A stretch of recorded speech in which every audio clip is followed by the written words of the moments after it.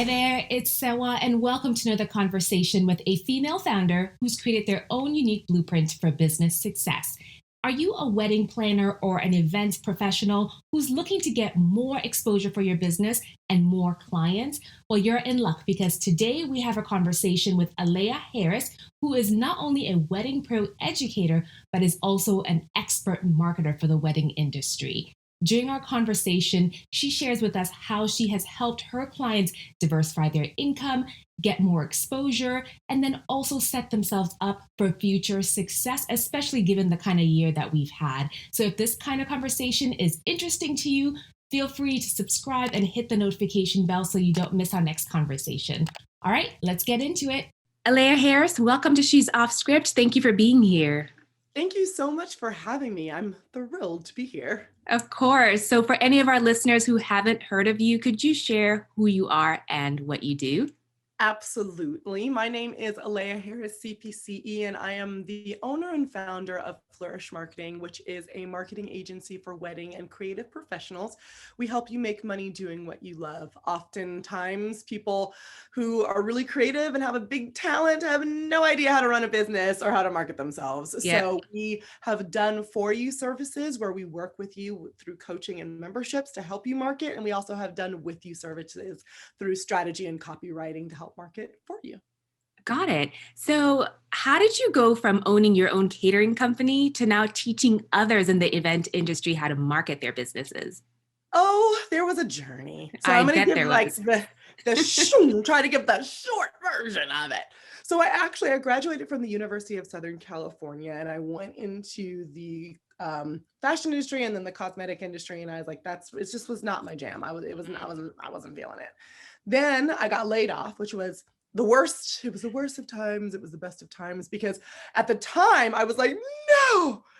But now I look back and I'm like, yes. Right. Because Blessing in disguise.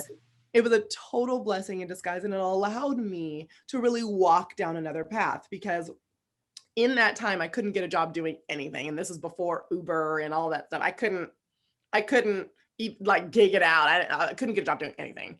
So I decided to go to culinary school at the urging of my sorority sister.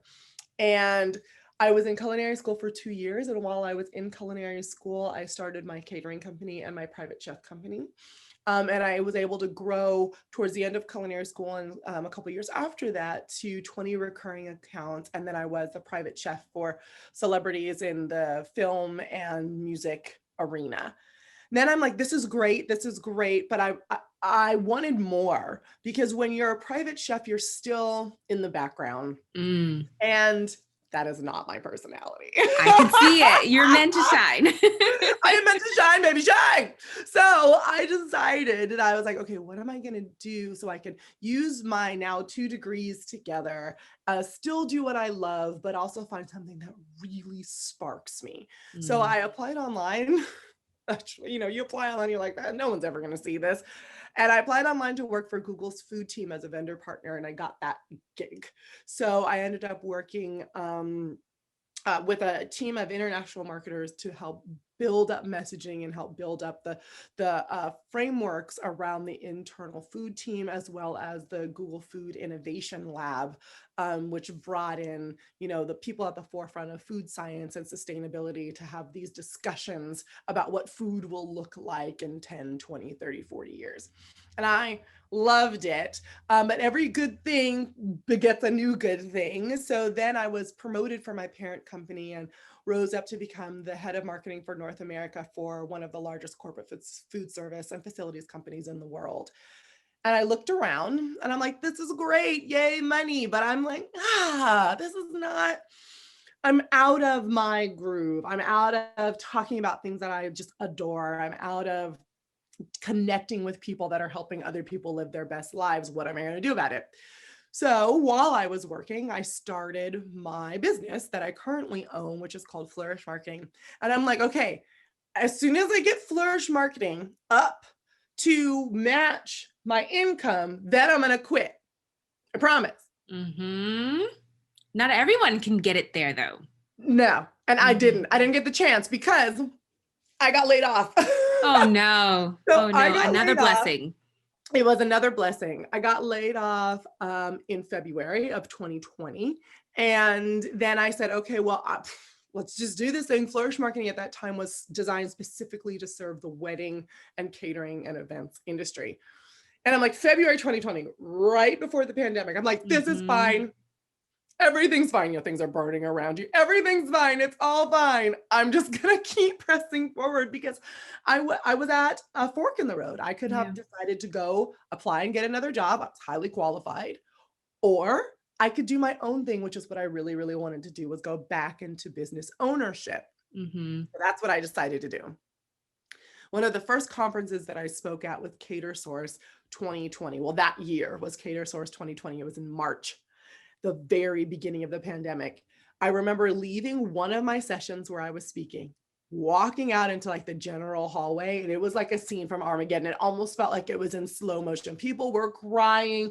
I saw one lady like slide down the wall on the phone in tears because the governors at that exact moment had just announced that everything was shut down.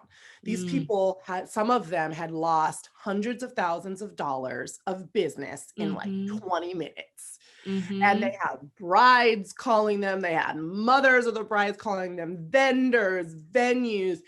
I mean, there are people running down the hallway. Like it was madness. And I sat there as, you know, still walking through the flames, right?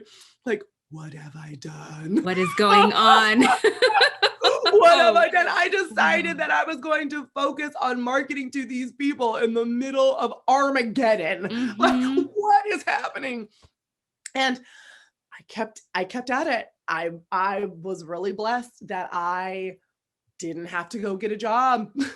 Really, really blessed. But there's some very intentional things that I did.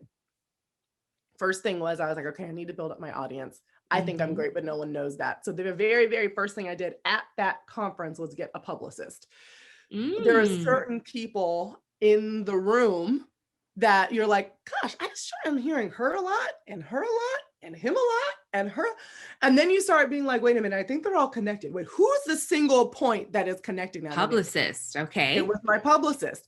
And I'm like, well, clearly she knows what she's doing. I basically begged her to work with me. And she was like, you really don't have to beg me. I really like you. But I was like, I don't care if you like me or not. You're working with me. And luckily she said yes. And it was the best investment I ever did because I needed to build an audience.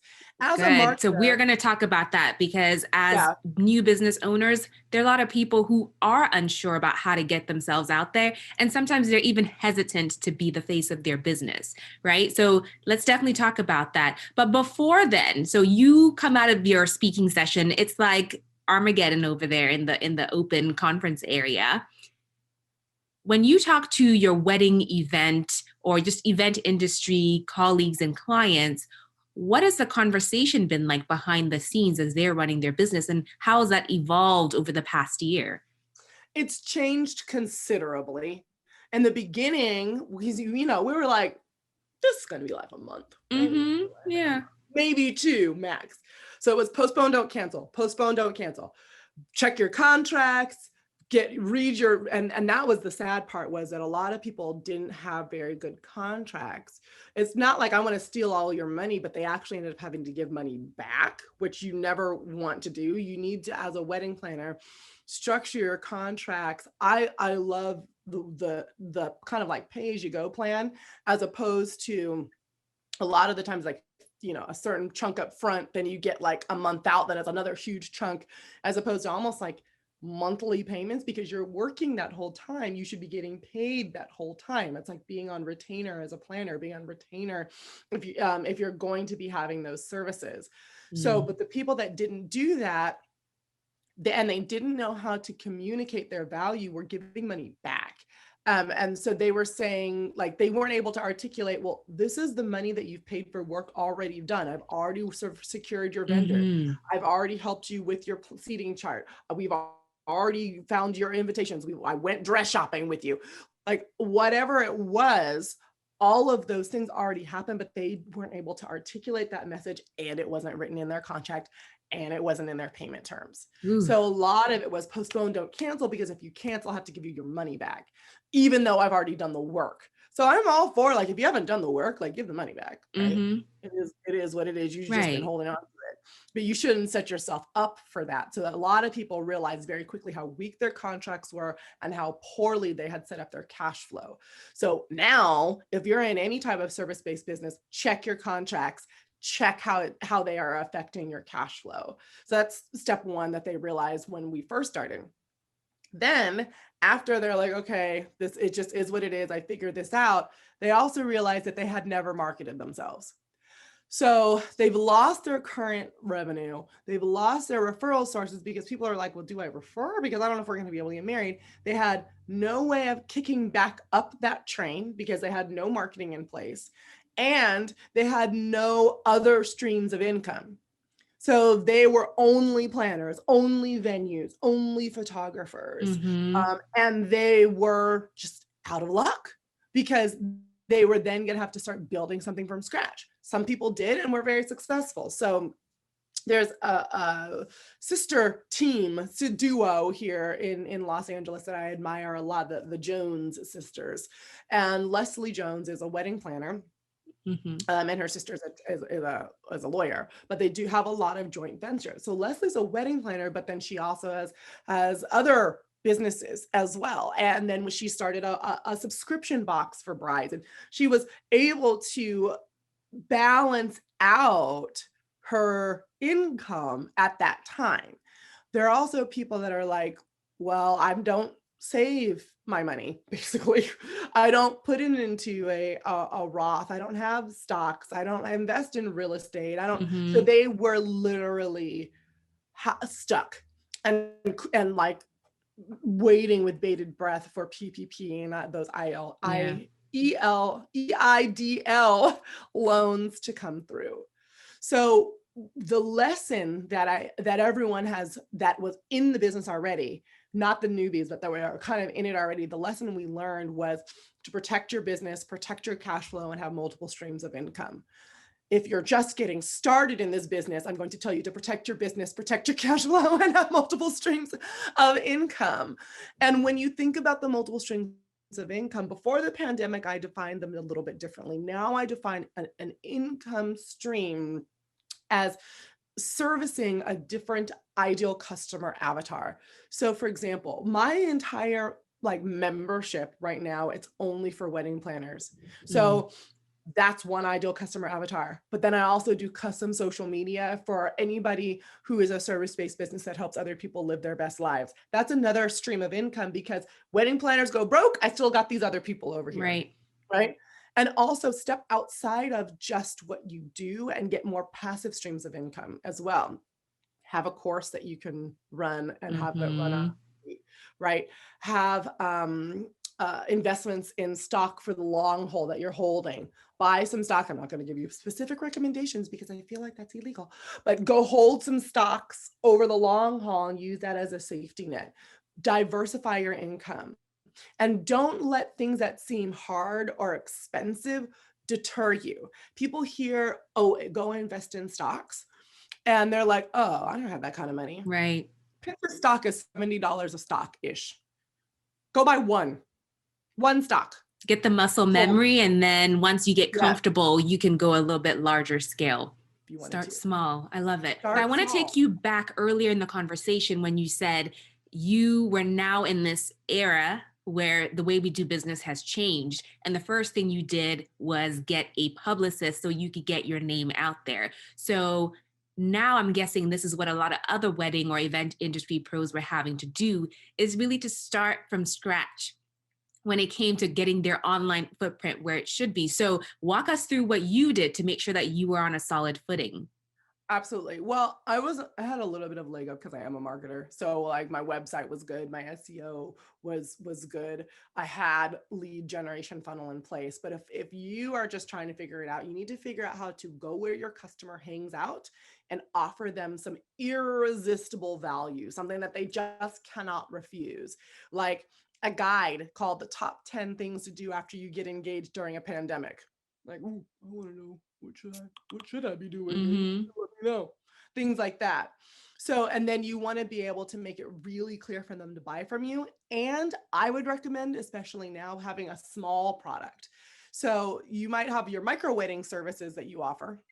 You might also have a small product like a planner, like a digital planner that you offer, or a little video series that you offer. Like, here, I'm going to walk you through, just listen to the sound of my voice. And over the next 4 videos, I'm going to walk you through what you need to do exactly when you get engaged. And here's a little worksheet. And that costs $20. And you just pump that sucker out because you can create that additional streams of income. Mm-hmm. Don't limit your time and your money to the amount of time you physically have. You want to be able to stretch that time so you're not just exchanging time for money. You need to be able to exchange your time for money that grows on its own. Right. So you go where your customer hangs out. That could be meaning running targeted ads on Facebook and Google ads. It could also mean going into Facebook groups and like, networking. It also could mean drawing them to you. One of the things that worked out really well for me was a bunch of the educators came together and we were like, okay, how are we going to help each other? How are we going to attract each other's audiences so that we can continue to educate? We gave away a lot of stuff for free, but then we also continued to educate. So we formed summits and we formed bundles. So like there's a bundle that I'm in, the Profitable Pro bundle, that's in March, that for $97 you get $3,000 worth of education from 40 different educators, right? All coming together. Why did we do that? One, because the industry needs it, and 2, because we're attracting each other's audiences. Right. Collaboration and amplification. Right. Exactly, because you can't do it on your own, especially in a time of crisis. Don't be like, I'm going to just slog through. You're not going to get very far. It doesn't work. So you have to go out and get an audience that's interested in what you have to offer. So partner with other planners, other complementary businesses. What could you offer? Could it be virtual consultations together? You can get your cake, your photo, your planner, your venue consultation all at one time, and we all work together as a package deal. Whatever that is, offer it as a unit. The next thing to think about is also your pricing and your website. Are you being clear about your pricing? Does your pricing actually match the service that you offer? And does your website look like who you think you are? I review a lot of websites for people, and they're like, I'm a luxury planner. I'm like, not according to your website. You're not. I'm like, I wouldn't spend what you're asking for based off of the way your website looks and the words that you're using. So take a step back and say, am I a luxury planner? Because if other people don't see that, they're not going to give me the money that I'm looking for. Another thing is to just be consistent. Even mediocre people will win if they out-consistent the best. So show up daily on social media, post in your stories, show up on video, show your face, right? Get a ring light for $20-$30, have it in front of you so that it's like, my ring light is like Photoshop in real life. That's really basically it does. And show up consistently. People need to know that your business is still alive. People, you're showing up with helpful, relevant advice so that people can learn from you. And that you are saying, I know what I'm doing, basically. So that also is super key. Showing up on social and in email is huge to building your audience, and letting your current audience know that you want to be in a stronger relationship with them. Ooh. Now, what I've seen is just the events industry has been going digital in general. And you talked earlier about micro events as an offering from wedding planners. Have you seen wedding planners start to offer different sorts of event options, maybe even digital at this point? Yeah, I've seen both. I've seen, or all the above. There's completely virtual planned events where it's like the bride or groom or grooms or brides comes and they say, how do we not just have a Zoom wedding? Like, is there something else we can do that's virtual? And there are platforms and there are planners that have dove in and can create these full experiences for guests. There are also a hybrid. So you'll have some people there, some people watching on live stream. There's also micro weddings. It depends on the state you're in, on how small and what the restrictions are. I love micro weddings because they allow you to focus on the details and focus on the people. You could just cut back and save money because you're not buying food for 500 people anymore. But you also could take a little bit of that extra money and really hone in, up the quality of the food, up the quality of the alcohol, have someone come with live music to serenade during dinner. It can just really be all about the love story and all about those fine details that people might have had to cut out of their budget before, Mm-hmm. but now that they have those guest count has shrank, they might be able to add back in some of those things that are more meaningful. So there are options out there. I've also seen an increase of elopements where it's like Mm. your partner, and like two other people are there. And they're gorgeous because they end up basically being like wedding/photo shoot is what I've been seeing a lot of the times, because it's just you, photographer, you could just have at it as opposed to that hour for cocktail hour that you normally have. You're like, we're married, now let's go and play on the beach. And, we take photos of us, at our first moments of being husband and wife, or wife and Mm-hmm. wife, or husband and husband. Like, I love seeing that. I Now, love what's the pricing difference, and is it enough to sustain from a revenue perspective? Well, you should build it so it is, and everyone is different and every state is different. So Mm. when you talk about pricing, you want to start inside out first. Don't go out into the market and say, oh, they're charging that, so I'm going to charge that, because you have no idea what their overhead is like. You have no idea what their business is like. Mm-hmm. So set up a profit margin that you're looking to have. So say that you're like, I want a 60% profit margin or 70% profit margin. Then you're like, okay, what are my expenses? Right. And then, so what if I just did the cold math on my fixed and variable expenses? What would that look like? Then you start adding in things like, okay, but I've been a planner for 10 years. I have 200 not reviews. I'm also going to add the value of me on to that, which Mm-hmm. I think people forget. Pricing, as Michelle Loretta, who is another educator in the wedding space, says, pricing is a marketing decision, not a financial decision.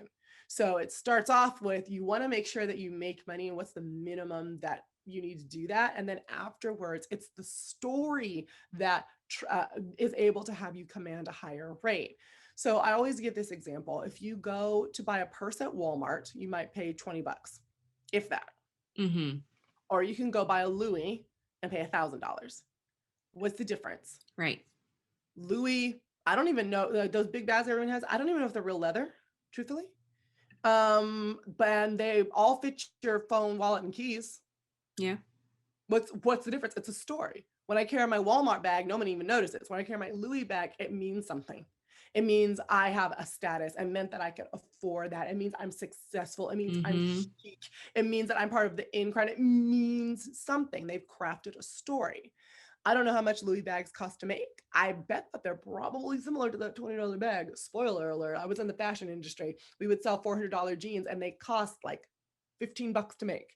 So it's not that there's this huge difference. It's the story. It's the Mm-hmm. lifestyle. It's what you can bring. So if you're able to craft your story by showing your credibility, showing your testimonials, having a beautiful imagery, using words that tell your story, you will be able to command a higher price. But if your website is crappy and you haven't included testimonials, you haven't done that, then you're really only going to be able to cover your basic profit margin, if that. So that's why marketing and messaging are so important to actually being successful at business. So I know you are a story brand educator as well, certified in that. How would you recommend that, wedding event pros start to craft their story so that they do, stand out as someone who can command that value they're looking for? Absolutely. So the first thing that I would recommend is that you go out and you buy Building a Story Brand by Donald Miller. I read that book and I was a marketer already. And then I went and got certified for a week in Nashville on the framework, because I was like, this is amazing. It really helps people not only clarify, but construct powerful and compelling messages that convert, strangers into customers. So step one, read book. Mm. Step two, think about the problem that you solve. And if you're a planner, it's not just I solve people being disorganized or I solve planning weddings. Like, okay, so does every other planner. What do you solve? If you don't know, go look at your reviews. What have people been saying about you? And look and see the common threads. Just like, oh, that's what I really saw. They come to me because I actually deal really well with all their people drama. So if they're looking, if they know, girl, you know before you marry that man that his mother-in-law gonna be a problem. Gonna be a problem. So you're like, okay, I want to work with that planner because she said words on her website that are like the words I would use, probably the nice ones, to describe the situation that I'm in right now, Mhm. right? Or maybe you are just like, I have all of this vision. I have no idea what to do. And that, as a wedding planner, that's your jam. It's helping to translate people's vision into reality. They can give you all kinds of random stuff and you make it look amazing. Those are the types of problems that you solve. Start with the problem that you solve, why you are uniquely qualified to solve that problem, and how to buy from you. It's amazing to me how many websites make it difficult for people to buy. The Yikes. purpose of the website is for people to buy from you, not to have a pretty pictures. And often it's because most wedding planners are women and we have a very hard time asking for the sale in general. So we undervalue ourselves, we don't charge enough, and then we are not direct enough to say, I'm worth this, I'm fabulous, you should buy them from me. Mhm. You need buttons on your site that are not contact's too vague. It needs to say, schedule a call, get a quote, book now, and have it multiple times down your homepage. It should not be difficult for people to spend money with you or to understand what you do. So those would be my top tips. Oh, wow. So it sounds like all around you've been able to find ways to diversify your revenue. You've been able to find ways to help other people within the events industry by collaborating with them as well. As you talk to people who are now coming into this industry that looks a little bit different, what would be maybe some parting advice you can give them to make sure that they are building their businesses on a solid foundation? One, be careful who you listen to. So I have noticed recently that there have been a lot of wedding pros turned educators, and they're trying to do that as an additional stream of income. Girl, get you your money. I'm not going to hate on it. But be careful about the advice that everyone's giving, because just because something worked once for their business doesn't mean it's going to necessarily work for yours.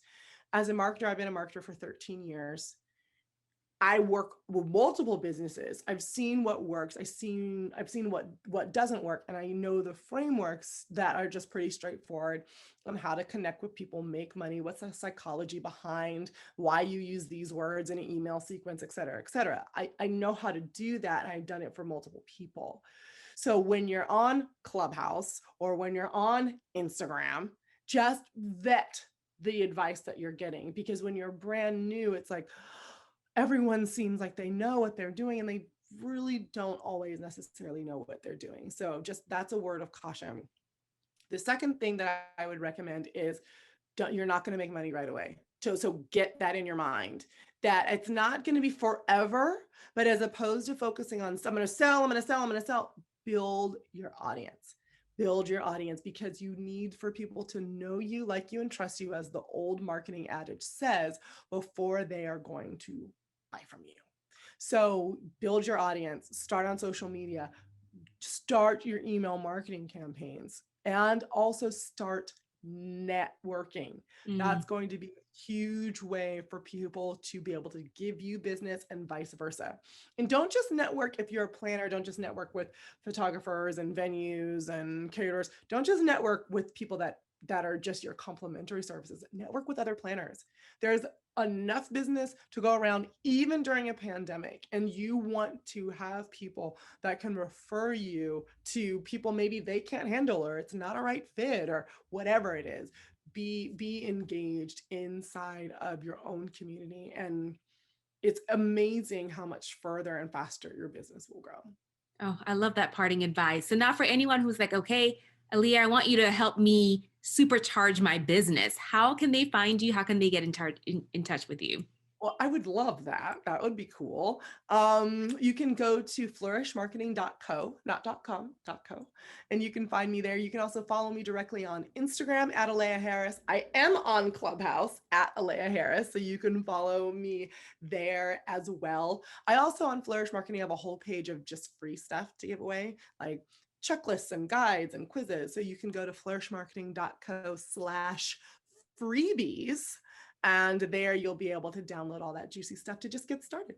If this conversation with Aleah has inspired you to launch your own business, I want to invite you to join Boss Off Script, which is our membership community that gives you the coaching and resources you need to launch your own business. To get more information and to join, go to sewaajpeli.com/community. Don't forget that we also have an audio version of this podcast that you can listen to at Apple Podcasts, Spotify, anywhere podcasts are available. You can go back to the beginning and binge listen. We have over 130 episodes. All right, on your way out, don't forget to subscribe and hit that notification bell, and we'll see you right back here for our next conversation.